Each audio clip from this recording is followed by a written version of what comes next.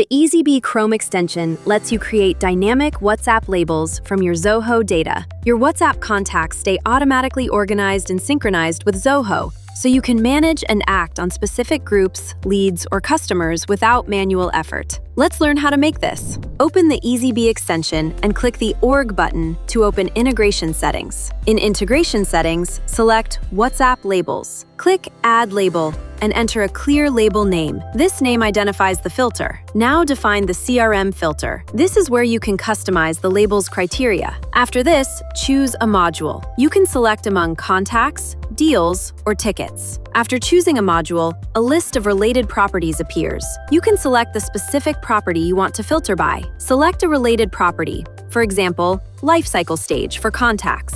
Next, set a logical condition from the dropdown: is equal to, is not equal to, contains, or does not contain. Enter the value for the chosen property and condition. For example, inbound client for the lifecycle stage property with an is equal to condition. Click Save. Your new label is created and appears in the extension. To use it immediately for filtering data, click the label to apply it. The extension then displays all CRM records, for example, contacts, that meet the defined criteria. For example, all contacts with a lifecycle stage of inbound client. You'll see all CRM records that match your filter.